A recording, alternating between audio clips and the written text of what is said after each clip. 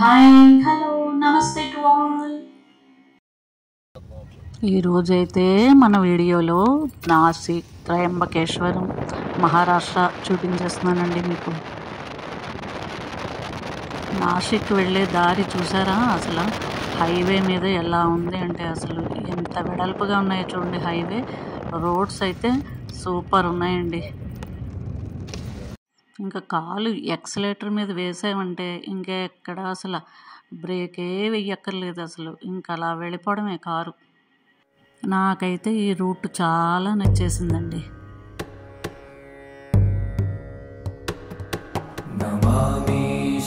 ఈ నాసిక్, త్రయంబకేశ్వరం వెళ్ళాలంటే షిరిడి నుంచి బయలుదేరిపోయి మార్నింగ్ వెళ్తే సాయంత్రానికి అన్నీ ముగించుకుని బ్యాక్ అయిపోవచ్చండి. ఫస్ట్ అయితే ముక్తిధామ్ తీసుకెళ్ళాడు. ఇక్కడైతే లోపల కెమెరా ఎలవ్ లేదు. లోపలైతే చాలా బాగుంటాయండి. అన్ని రకాల దేవుళ్ళు విగ్రహాలు ఉంటాయి. జ్యోతిర్లింగాలన్నీ ఒక్క చోటే చేర్చుంటాయి. మనకి 12 జ్యోతిర్లింగాలు కూడా ఇక్కడ దర్శనం చేసేసుకోవచ్చు.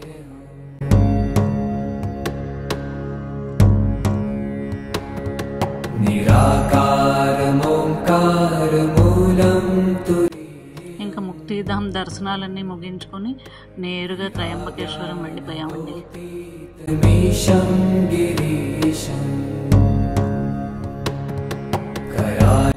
ఇక్కడ గమనించుకోవాల్సిన విషయం ఏంటంటే త్రయంబకేశ్వరం దిగగానే ఫస్ట్ మెయిన్ టెంపుల్ దర్శనానికి వెళ్లకుండా పక్కన పురాతనం అండి.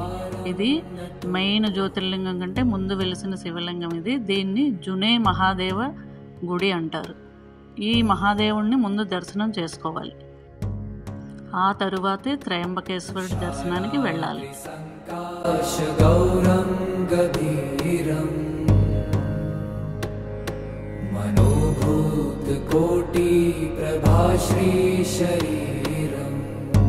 ఇంకా మేము వెళ్ళిన రోజైతే లక్కీగా పెద్ద రష్ అయితే లేదండి.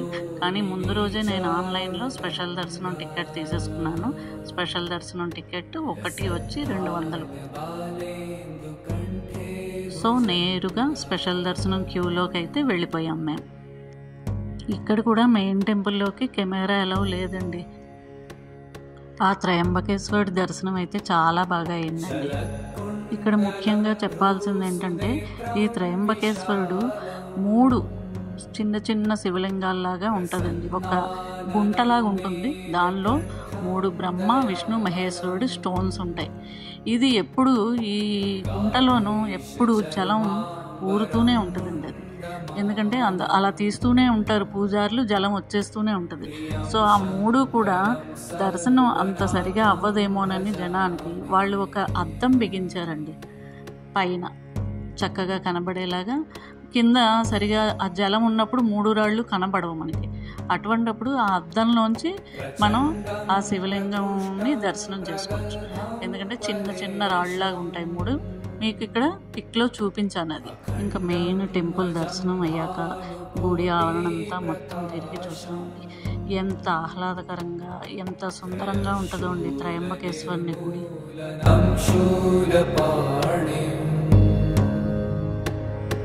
భజేహం భవానీ పతిం భావగమ్యం.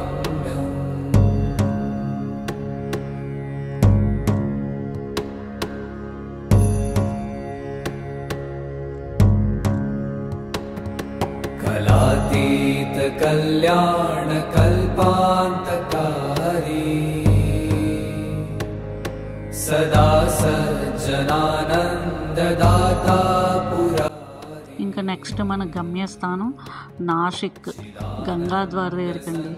ఎందుకంటే అక్కడ బ్రహ్మగిరి పర్వతాల్లో గోదావరి నది పుట్టింది.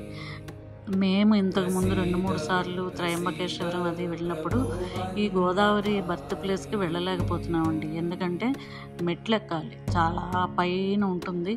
ఒక దగ్గర ఒక 300-400 మెట్లు ఎక్కవలసి వస్తుందండి. ఏదో కొంత కచ్చా రోడ్లో ఆటో కొంతవరకు వెళ్తుందండి. ఈసారి ఎలాగైనా మిస్ కాకుండా సగం వరకు ఆటో వెళ్ళి అక్కడి నుంచి ఎలాగైనా మెట్లెక్కి ఈ గోదావరి జన్మస్థానం చూడాలని చాలా సంకల్పంతో వెళ్ళాను. ఎందుకంటే చిన్నప్పటి నుంచి పుట్టి పెరిగింది గోదావరి నది ప్రవాహం ఉన్న రాజమహేంద్రవరంలో అండి. అప్పటి నుంచి కూడా నాకు ఒక కోరిక, ఇంత మహానది ఎలా పుట్టింది. ఇప్పటికే చాలా చోట్ల చాలామంది దగ్గర విని ఉన్నాను. అది ఒక నంది ముఖద్వారం నుంచి ఒక చిన్న చిన్న చుక్కల్లాగా దారలా పడుతుందంటే గోదావరి నది జన్మస్థానం అని చాలామంది చెప్పారు. అది చూడాలన్న తాపత్రయం. ఈసారి ఎలాగైనా మిస్ అవ్వకుండా ఈ గోదావరి జన్మస్థానం గంగాద్వార్ అంటారండి, అది బ్రహ్మగిరి పర్వతాల్లో ఉంది, వెళ్ళి తీరాలన్న పట్టుదలతో బయలుదేరి వెళ్ళాను. చాలామంది నాసిక్ త్రయంబకేశ్వర్ వెళ్తారు కానీ ఈ గోదావరి జన్మస్థానాన్ని దర్శించుకోకుండా వస్తారండి. మెయిన్ ప్రాబ్లం అయితే ఇదే. చూసారా, కచ్చా రోడ్లో ఎలా నడుచుకుని వెళ్ళిపోతున్నామండి మా అబ్బాయి నేను. ఇంకా మా వారైతే ఆయనకి కొంచెం హార్ట్ పేషెంట్ అండి, ఇంకా డోలీ కట్టించేస్తారు. లక్కీగా డోలీలు అవైలబిలిటీ ఉందండి. ఈసారి ఎవరైనా వెళ్తే మటుకు మిస్ కాకండి, గోదావరి జన్మస్థానాన్ని తప్పక దర్శించవలసిందే.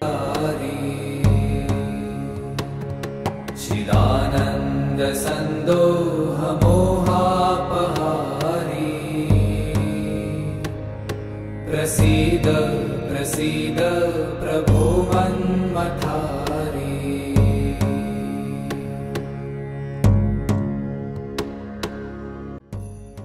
ఆహా, ఇంకా ఎలాగైతే కింద మీద పడి రొప్పుకుంటూ మొత్తానికి పైకెక్కేసామండి.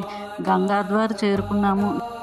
ఇంకా నా ఆనందానికైతే అవధులు లేవండి. నేనేదో ఎవరెస్ట్ శిఖరం ఎక్కినంత ఆనందం వచ్చేసింది నాకు ఆ గంగాద్వారం గోదావరి జన్మస్థానం చూడగానే. ఇక్కడ మీ అందరికీ ఒక విషయం ముచ్చటించాలండి. నాకెందుకంటే ఇలాంటివి చాలా ఇంట్రెస్ట్. నేను గంగోత్రి చూసా, అలాగే సరస్వతి నది పుట్టుక చూసా, అలాగే ఇప్పుడు గోదావరి నది పుట్టుక చూసా. ఎందుకో అదొక ఉత్సాహం అండి నాకు. ఈ గోదావరి, గంగా, సరస్వతులు ఇంతంత మహానదులు ఎలా పుడుతున్నాయి, ఎక్కడ పుడుతున్నాయి చూడాలన్న ఒక ఆత్రం. ఇంకా గంగాద్వార్ దగ్గర పక్కన చిన్న చిన్న గుళ్ళు ఉన్నాయండి, అవన్నీ దర్శనం చేసుకొని ఇదిగో ఇక్కడ చూడండి, ఈ పక్కన ఒక కుండీ కనిపిస్తుంది.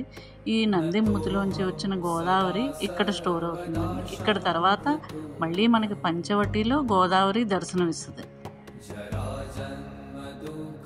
ఇంకా నాకైతే చాలా తృప్తిగా ఉందండి. ఎట్టకేలకు నేను గోదావరి జన్మస్థానం చూడగలిగాను. ఇంకా అక్కడ పూజారి గారు కొంచెం జలం ఇచ్చారండి మాకు, పవిత్రమైన గోదావరి జలం. కాస్త తీర్థం పుచ్చుకొని కాస్త బాటిల్లో పోసుకొని బయలుదేరాం. ఆ కొండ మీద నుంచి నాసిక్ ఊరైతే ఎంత సుందరంగా కనిపిస్తుందండి. అసలు చూసారా, ఆ వ్యూస్ అన్నీ కూడా ఎంత బాగున్నాయో. చాలాసేపు ఆహ్లాదకరంగా ఉంది. వర్షం లేదండో. ఇంకో గొప్ప విషయం ఏంటంటే ఈ నాసిక్ గంగాద్వార్ దగ్గర ఎప్పుడూ 365 రోజులు వర్షం కురుస్తూనే ఉంటుంది. మరి మా అదృష్టం ఏంటో ఆ రోజు ఒక్క చుక్క వర్షం లేదండి. కాకపోతే మబ్బుగా ప్రశాంతంగా ఆహ్లాదకరంగా ఉంది వాతావరణం. ఈ గంగాద్వార్ దగ్గర ఈ అమ్మవారు ఉందండి, కోలాంబిక అమ్మవారట. బాగుంది, చాలా శక్తివంతంగా ఉంది మాత, చాలా బాగుంది. మెట్లు అవి ఎక్కి వెళ్ళడం కదా, ఇంకా చాలా అలసిపోయామండి. ఇంకెంతసేపు చూసినా అదే సీనిక్ బ్యూటీ. ఇంకా తిరుగుముఖం పట్టాం.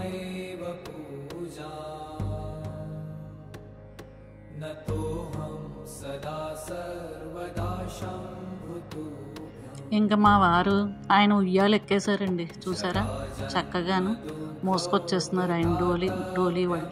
ఏమండి, ఇక్కడో విషయం చెప్పుకోవాలండి. మనం మామూలుగానే ఎక్కడం కష్టమైపోతుంది, కానీ ఒక మనిషిని మోసుకుంటూ ఇద్దరు డోలీ వాళ్ళు అలా మెట్లెక్కి మనకి దర్శనం చేయిస్తున్నారంటే వాళ్ళకి ఎంతైనా రుణపడి ఉంటామండి మనం. వాళ్ళ కష్టం చూస్తే చాలా బాధ అనిపించిందండి. ఏం చేస్తాం, అంతే.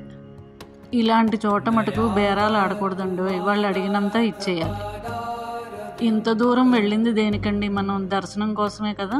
సో అలాంటి చోట బేరాలు ఆడకూడదండి. వాళ్ళ కష్టానికి తగినంత వాళ్ళు అడిగినంత అయితే నేను ఇచ్చేస్తాను ఎప్పుడు. అక్కడైతే బేరాలు ఆడనండి, ఎందుకంటే వాళ్ళ వల్లే మనకి దర్శన భాగ్యం ఉంది.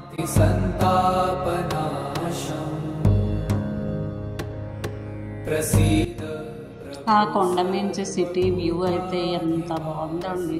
ఇంకా ఎంతసేపు చూసినా అలా తనివి తీరదనుకోండి.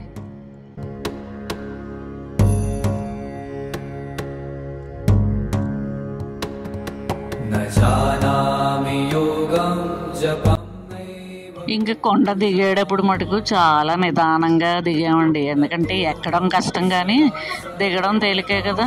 నిదానంగా స్థిమితంగా దిగాం.